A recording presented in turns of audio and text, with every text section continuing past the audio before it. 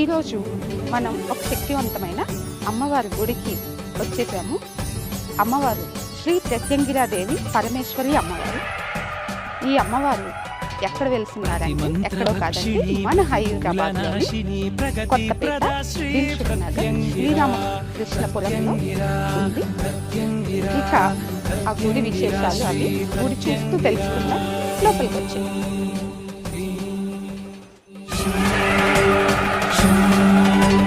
प्रतिमन्त्रभक्षिणी प्रतिपक्षनाशिनी भक्त संरक्षणी प्रत्यंगिरा प्रत्यंगिरा प्रत्यंगिरा प्रत्यंगिरा श्री प्रत्यंगिरा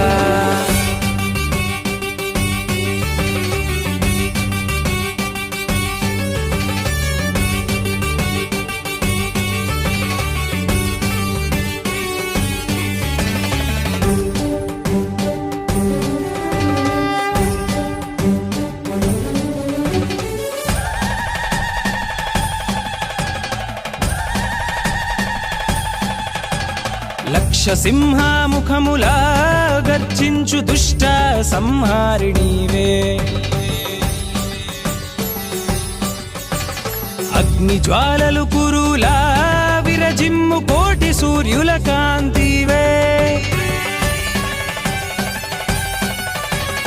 లక్షసింహాముఖములా గర్జించు దుష్ట సంహారిణీవే అగ్ని జ్వాలలు కురులా విరజిమ్ము కోటి సూర్యుల కాంతివే విశ్వశాంతివి నీవు ప్రాణశక్తివి నీవు జ్ఞానజ్యోతివి నీవు ప్రత్యంగిరా ప్రత్యంగిరా ప్రత్యంగిరా ప్రత్యంగిరా శ్రీ ప్రత్యంగిరా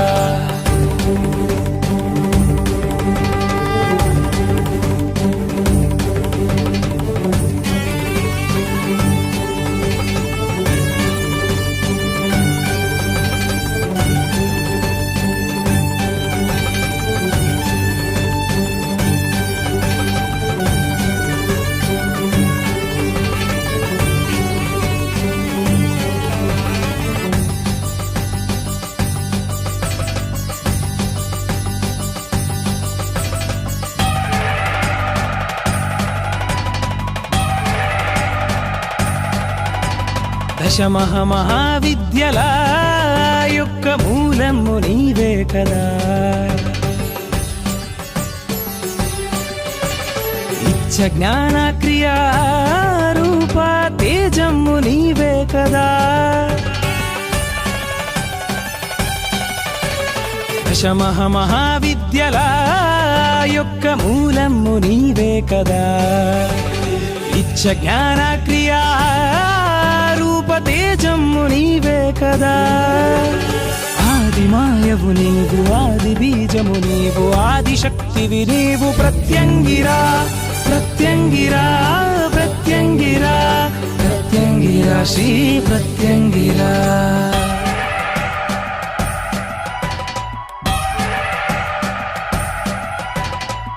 మంత్రభక్షిణి ప్రతికూలనాశిని ప్రగతి ప్రదా శ్రీ ప్రత్యంగిరా ప్రత్యంగిరా శ్రీ ప్రత్యంగిరా ప్రతిమంత్రభక్షిణి ప్రతిపక్షనాశిని భక్త సంరక్షణి ప్రత్యంగిరా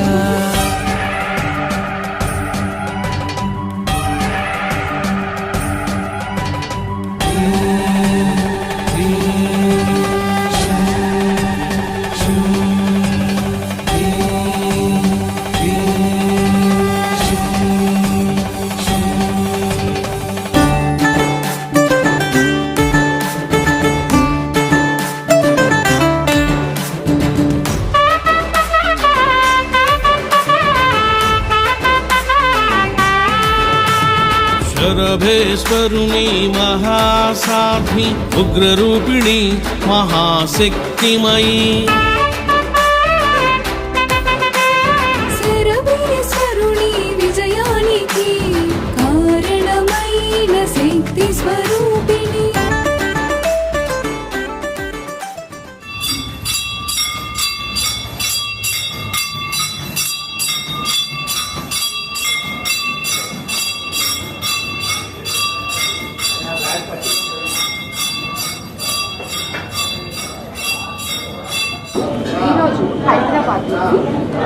దిల్షుక్ నగర్, కొత్తపేట శ్రీరామకృష్ణపురంలోని కుత్తాల పీఠంలో ఉన్న ప్రత్యంగిరాదేవి పరమేశ్వరి దేవి టెంపుల్లో ఉన్నాము. ఈరోజు ఆ ఆలయ సెక్రటరీ శ్రీ మునిపల్లి శ్రీనివాసరావు గారితో మాట్లాడాము. నమస్కారం. ఈ గుడి సెక్రటరీ నేనేనండి. అవును. ఈ ఆలయ విశేషాలు చెప్తారు మాతోటి? తప్పకుండా. ఓం శ్రీమాత్రే నమః. ఓం శ్రీ గురుభ్యో నమః. నారాయణ సమారంభాం శంకరాచార్య మధ్యమాం శ్రీ సిద్ధేశ్వర పర్యంతాం వందే గురు పరంపరాం. నాకు తల్లి, తండ్రి, గురువు, దైవమైనటువంటి కుర్తాళం శ్రీ సిద్ధేశ్వరి పీఠాధిపతులు, పరమహంస పరివ్రాజకాచార్యులు, మహిమాన్విత యోగి, నడిచే దైవం, జగద్గురువులు శ్రీ శ్రీ శ్రీ సిద్ధేశ్వరానంద భారతి మహాస్వామి వారి పాదపద్మలకు నమస్కరిస్తూ, ఆదిపరాశక్తి శ్రీ ప్రత్యంగిరా పరమేశ్వరి దేవి పాదపద్మలకు నమస్కరిస్తూ, శ్రీ వారాహిదేవి పాదపద్మలకు నమస్కరిస్తున్నాం. జగద్గురువులు శ్రీ స్వామివారు సుమారు 18 సంవత్సరాల క్రితం ఈ యొక్క మందిరం నిర్మించడం జరిగిందండి.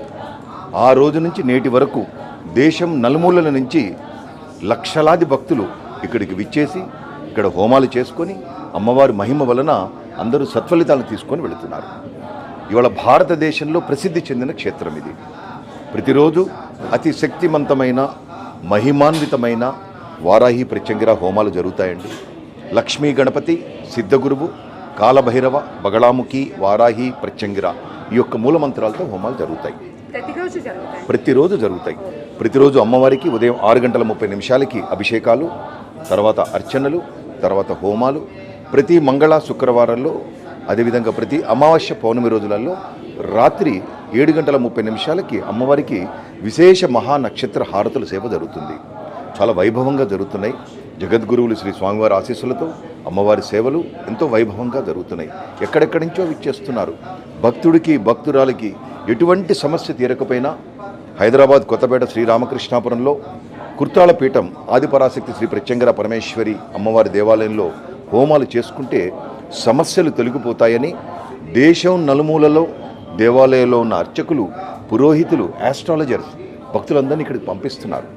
నిజంగా మనందరి అదృష్టం. అమ్మవారు అందరినీ అనుగ్రహిస్తున్నారు. చాలా శక్తి దేవత, మహిమాన్విత దేవత. నిజంగా మనందరి అదృష్టం. ప్రత్యంగిర సాధన, వారాహి సాధన ఎవరికి తెలియదండి. అవునండి. ఈ ప్రత్యంగిర సాధన, వారాహి సాధన ఇవన్నీ కూడా ప్రపంచవ్యాప్తంగా తెలియచేస్తున్నారు కుర్తాళం పీఠాధీశ్వరులు.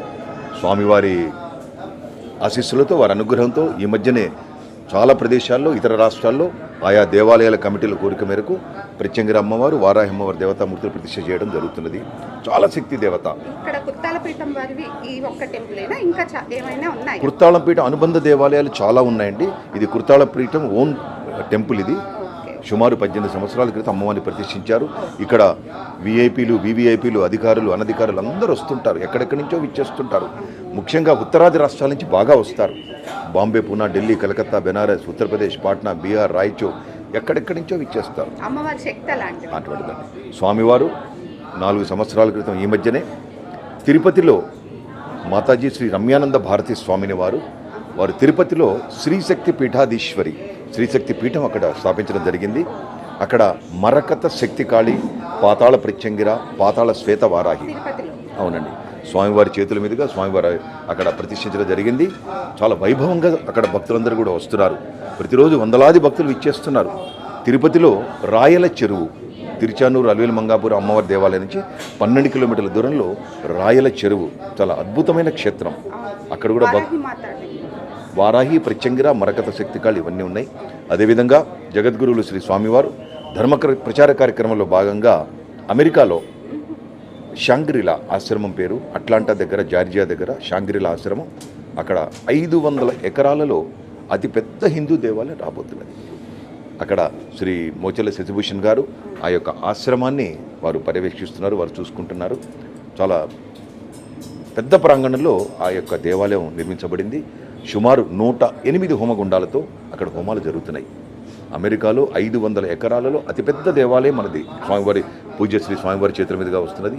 అక్కడ 108 అడుగుల ఆది శంకరాచార్య విగ్రహ ప్రతిష్ఠ కోసం వారు అక్కడ పర్మిషన్ కోసం అప్లై చేశారు.